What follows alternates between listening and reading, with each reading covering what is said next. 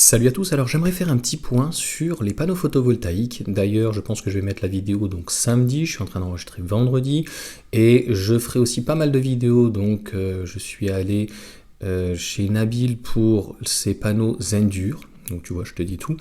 Mais je vais te parler la semaine prochaine des différents des différents donc micro-onduleurs que j'ai et aussi la qualité entre guillemets. C'est surtout de l'aspect esthétique des panneaux parce qu'après une puissance est une puissance, un bifacial c'est bien, mais c'est surtout l'esthétique qui joue, on va dire, le plus. Aujourd'hui, je voulais quand même revenir sur quelque chose d'important, parce que moi, je le savais qu'il y avait une perte sur on va dire, la puissance lorsqu'il fait chaud, mais je m'attendais déjà à des températures beaucoup plus chaudes, c'est-à-dire à 30, 40 degrés ou quoi que ce soit.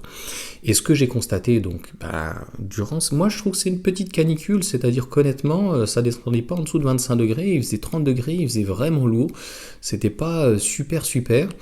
Donc j'ai réduit de 20 ou 30%, j'ai regardé sur internet et oui c'est complètement fou, c'est-à-dire que moi j'ai des panneaux depuis cet hiver et que ça soit n'importe quel panneau et surtout n'importe quel micro-onduleur, que ça soit l'Oil Miles, le DIE ou pour le coup Stop & Tech là que j'ai, et je pense que c'est pareil pour tous les onduleurs, micro-onduleurs, eh bien la perte ou en tout cas le rendement s'est effondré. Moi, je pensais à 5-10%, je n'avais pas regardé plus que ça.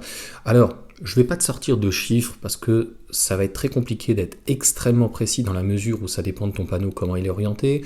Ça va dépendre aussi s'il y a un petit peu de nuage ou quoi. Mais il faut bien comprendre que, par exemple, sur mon Oil Miles qui est sur la palette, j'avais fait une vidéo dessus, peut-être que je te la remettrai, on verra bien.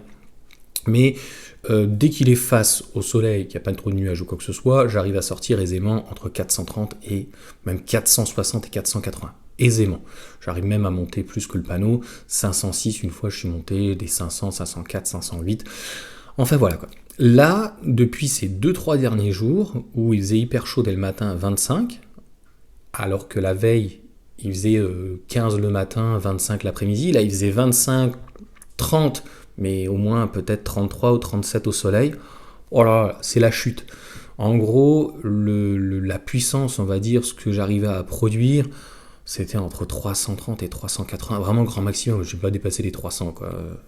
Concrètement, donc t'imagines 460, 330 quoi. Pourquoi en plus je l'ai remarqué, c'est que d'habitude je regarde pas trop, je sais que cette inclinaison fait que j'ai 500, 480, 450 minimum, etc. C'est que comme j'ai chanté, je te ferai une petite vidéo, je vais t'intégrer je pense en dessous.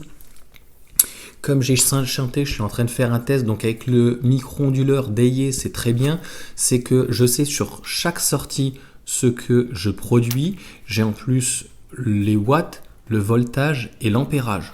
Ouais. Donc en gros, c'est très intéressant. Donc ce que j'ai fait, et je vais te l'incruster là que tu comprennes, j'ai mis un panneau plein est, il y a un panneau qui est un peu sud et l'autre est ouest. Donc ce qui fait que je couvre toute la journée.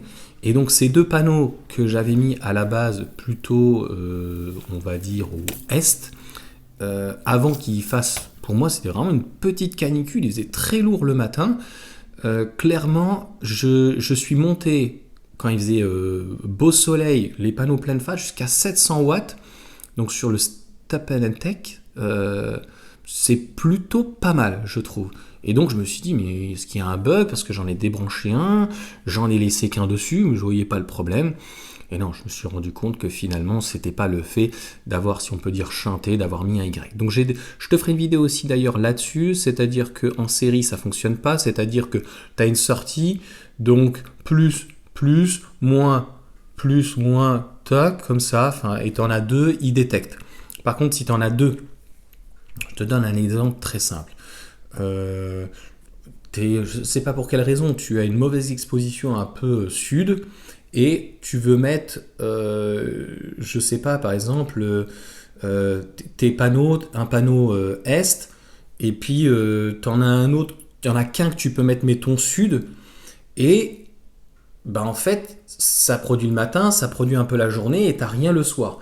Là, dans ces cas-là, en fait, si tu te rends compte que sur cette sortie-là, tu n'as rien du tout, ça se fait. Donc j'ai payé, j'avais pris chez AliExpress pour le coup un Y, mais sinon sur Amazon, la dernière fois j'avais pris sur Amazon, c'est à peu près donc une dizaine d'euros, entre 5 et 10 euros. Et ça fonctionne. Ça fonctionnait aussi sur le Stop and Tech que j'ai fait fonctionner donc le soir. J'étais hyper content et ça fonctionne sur n'importe quel micro-onduleur.